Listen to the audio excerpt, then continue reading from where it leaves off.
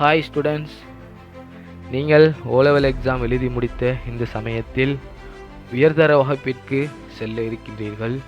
ஆகவே நீங்கள் ஏலெவலில் தெரிவு செய்கின்ற துறையானது உங்கள் வாழ்க்கையை தீர்மானிக்கும் ஓர் அம்சமாக இருக்கும்.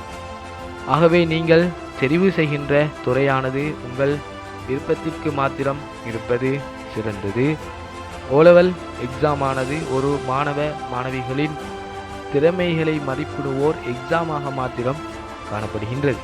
ஆனால் ஏலெவல் என்பது சகல மாணவர்களுக்கு மத்தியில் போட்டித்தன்மை எனும் அடிப்படையில் தான் பல்கலைக்கழக தெரிவு செய்கின்ற செயற்பாடு முன்னெடுக்கப்படுகின்றது. ஆகவே ஏலெவலுடன் ஓலெவலை சம்பந்தப்படுத்த முடியாது.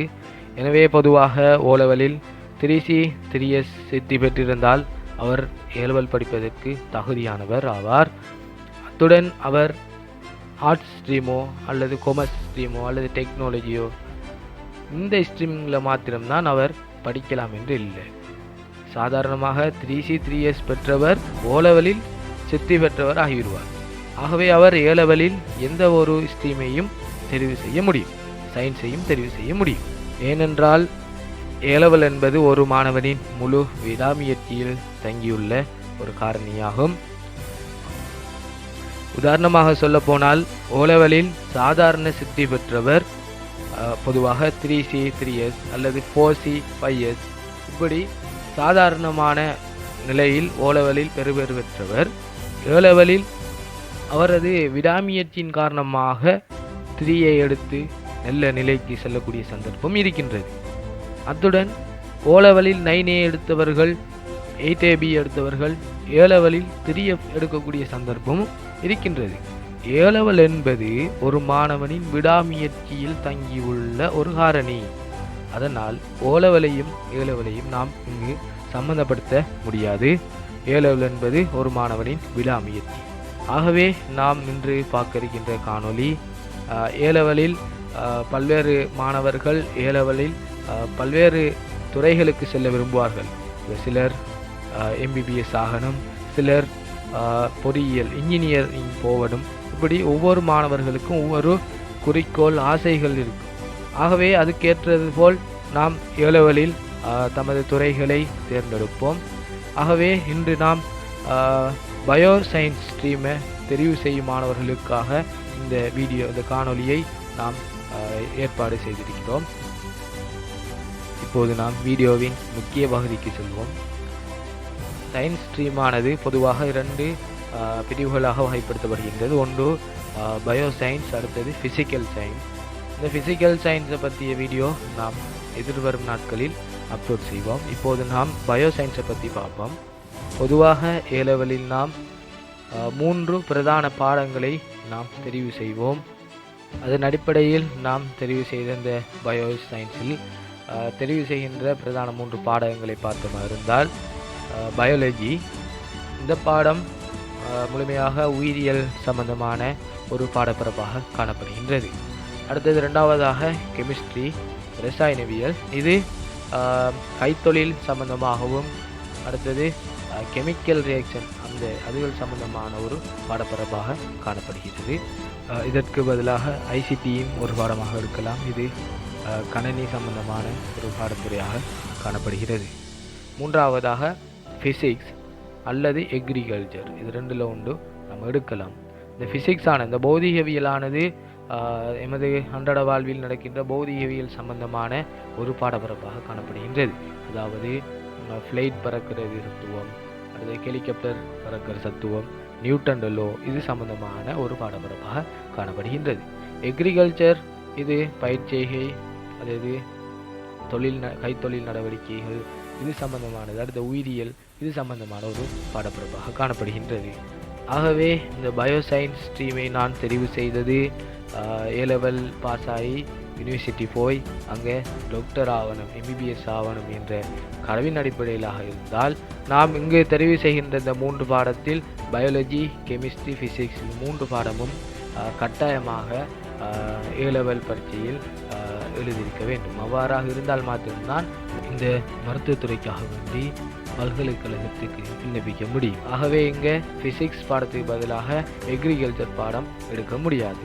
அதாவது நாம் டாக்டர் ஆகணும், எம்பிபிஎஸ் ஆகணும், மருத்துவத்துறைக்கு நாம் தெரிவு செய்ய வேண்டுமாக இருந்தால் இங்கு பயாலஜி, கெமிஸ்ட்ரி, ஃபிசிக்ஸ் 3 பாடமும் கட்டாயமாக எடுத்திருக்க வேண்டும். அடுத்த விடயம் என்னவென்றால், இந்த பயோசயின்ஸில் 36 பிரதான கோர்சஸ் காணப்படுகிறது. இந்த ஸ்ட்ரீம் எடுக்கிறாக்கள் 36 பிரதான கோர்சஸுக்கு யூனிவர்சிட்டிக்கு அப்ளை பண்ண முடியும். அத்துடன் மேலதிகமாக கொமன் கோர்சஸ் சிலது காணப்படுகின்றது. அது 39 கோர்சஸ் காணப்படுகிறது, கொமன் கோர்சஸ் மட்டும். ஆகவே 36 பிரதான கோர்சஸ் காணப்படுகிறது. அத்துடன் 39 ஏனைய கோர்சஸ் காணப்படுகிறது, அதாவது கொமன் கோர்சஸாக காணப்படுகின்றது. மொத்தமாக 95 கோர்சஸ் மட்டும் இந்த பாடத்துறைக்கு காணப்படுகிறது. அதாவது 95 கோர்சஸுக்கு நாம் அப்ளை பண்ண முடியும். யூனிவர்சிட்டிக்கு 95 கோர்ஸ் அப்ளை பண்ண முடியும். ஆகவே இந்த பாடத்துறைக்கு மாத்திரம்தான் இவ்வாறு அதிகமான கோர்சஸ் கொண்ட ஒரு பாடத்துறையாக இது காணப்படுகின்றது. ஏனைய பாடத்துறையெல்லாம் இவ்வாறு 95-100 கிட்ட காணப்படாது. இந்த பாடத்துறை மாத்திரமே இவ்வாறு காணப்படுகின்றது. அத்துடன் இந்த பயோ ஸ்ட்ரீமில் காணப்படுகின்ற பிரதான 36 கோர்சஸும் இந்த ஸ்கிரீனில் காட்சிப்படுத்தப்படுகின்றது.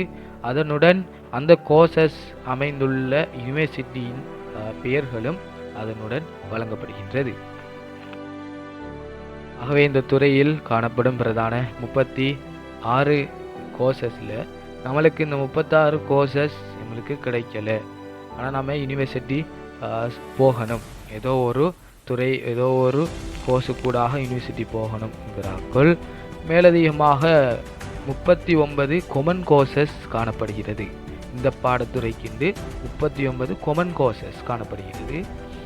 இதில் பயாலஜி, கெமிஸ்ட்ரிக்கு பதிலாக சில சமயம் ஐசிடியும் ஒரு பாடமாக சிலர் எடுத்திருப்பார்கள். அதே மாதிரி ஃபிசிக்ஸ், சிலாக்கள் ஃபிசிக்ஸுக்கு பதிலாக எக்ரிகல்ச்சர் எடுத்திருப்பார்கள்.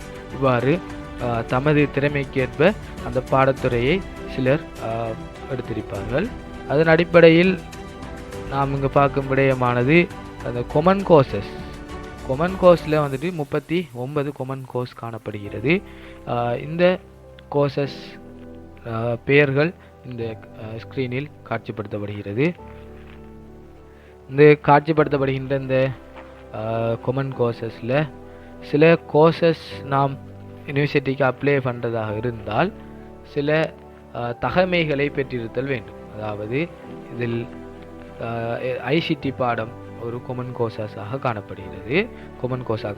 இந்த கோர்ஸுக்கு நான் அப்ளை பண்ணுறதா இருந்தால் A-லெவலில் ஐசிடி ஒரு பாடமாக எடுத்திருக்க வேண்டும். அதனுடன் பார்ப்போமானால் நம் சில கோர்சஸுக்கு O-லெவல் திறமை சித்திகளும் பார்ப்பார்கள். O-லெவலில் 3 பாடங்கள், கணிதம், தமிழ், இங்கிலீஷ் போன்ற பாடங்களில் கிரெடிட் பாஸ் அல்லது சிம்பிள் பாஸ் பெற்றிருக்க வேண்டும் என்று சில தகமைகள் பார்த்து இந்த கோர்சஸுக்கு நம்ம அப்ளை பண்ணி இந்த கோர்ஸுக்கு போகலாம். அல்லது சில சமயம் அப்டிடியூட் எக்ஸாமும் எழுத வேண்டியது வரும். அப்படி அந்த எக்ஸாம் எழுதி பாஸ் ஆகியதற்கு பிறகு இந்த கோர்சஸுக்கு நாம் யூனிவர்சிட்டிக்கு போகலாம். அத்துடன் மாணவர்களே, உங்களுக்கு ஏனைய டவுட்டுகள் இருக்குமானால் கொமெண்ட் மூலம் எனக்கு தெரிவிக்குமாறு அன்பாய் கேட்டுக்கொள்கின்றேன்.